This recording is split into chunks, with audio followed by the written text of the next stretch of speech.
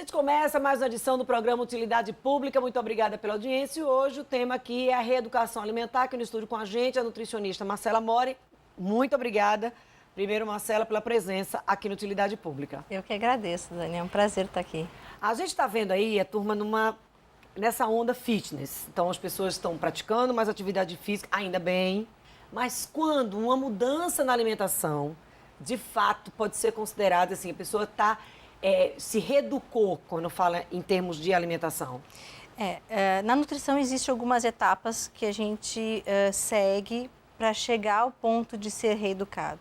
O primeiro deles, que eu gosto sempre de destacar, é a questão da pessoa ter o grau de consciência de que precisa se educar. Então, não adianta a pessoa dizer que precisa, mas ela não ter a consciência dessa importância. E para de fato chegar onde a gente tanto almeja, que é a reeducação alimentar, eu não acredito nisso antes de um ano. Porque a gente precisa se reeducar e nesse processo está sempre checando todos os pontos na questão da atividade física, se a alimentação realmente de fato está sendo permanente, até chegar à reeducação alimentar. Quando a gente fala em reeducação alimentar, a gente não está falando de uma mudança, precisa ser um conjunto. Eu tenho alguns pacientes que são interessantes, que eles chegam para mim e falam assim: doutora, eu não vim aqui reeducar, eu vim educar, porque eu nunca fui educada. Então esse sim é o último grau de consciência. Eu acho que essa pessoa não está sozinha no universo. Não. Na verdade, a gente reeducar é educar. Eu sei que existe no Brasil um perfil alimentar totalmente distorcido, nós somos uma população extremamente carnívora, com alto consumo de proteína, às vezes o uso descontrolado. Então, assim, reeducar é criar novos hábitos. E não é fácil, Dani, a gente criar novos hábitos.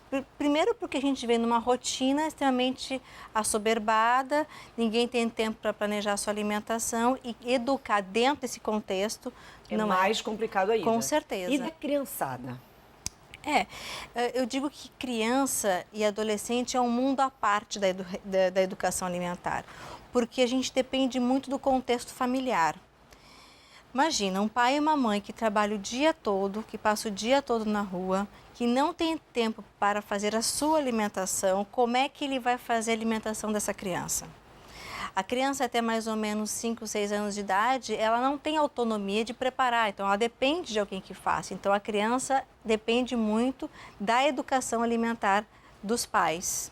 Não adianta, por exemplo, olha, você não vai tomar refrigerante, mas aí na hora do almoço eu tenho exatamente, a questão do exemplo, né? Eu já tive situações no consultório da mãe chegar para mim e falar assim: olha, eu quero que a minha filha se reeduque, mas não eu. Eu quero continuar comendo errado porque não tenho tempo, mas eu quero que ela coma bem. Não existe. A criança é mais difícil, o adulto já é difícil ter essa força de vontade. A gente fala assim, por exemplo, eu resolvi parar de tomar refrigerante.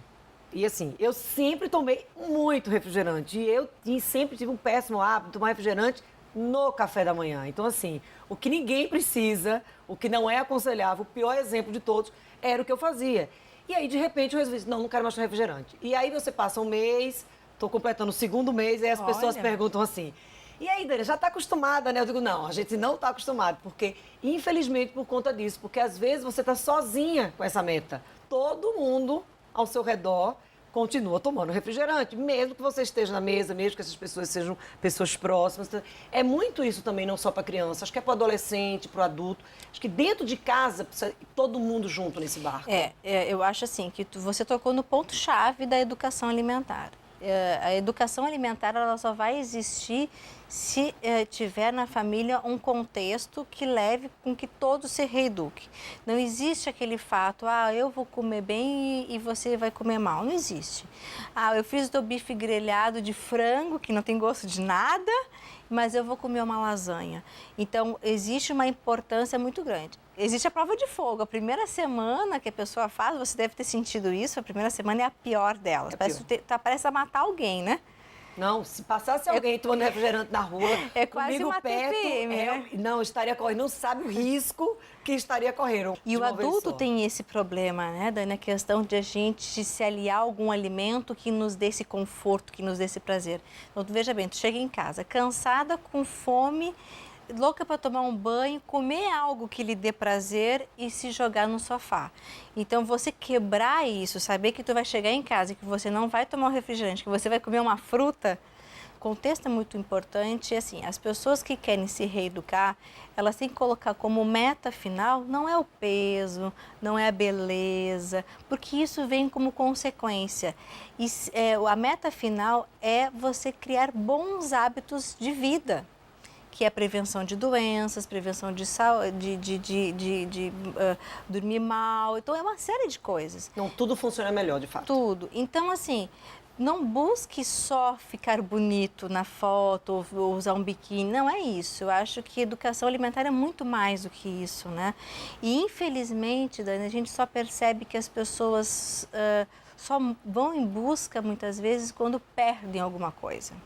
Ou perde sua saúde, ou a gente vê as crianças mesmo, crianças de 8 anos com diabetes tipo 2, que é um diabetes que só é para aparecer depois dos 60 anos, a gente vê crianças com esse tipo de problema. Então, isso é muito grave, né? Então, é gravíssimo. Então, existe uma necessidade da gente educar esse hábito alimentar para que a gente possa, sim, ter beleza, porque o resto tudo é consequência. Daqui a pouco, Marcela, a gente continua com o nosso bate-papo. A gente vai dar um intervalo e a gente volta já 2 minutos.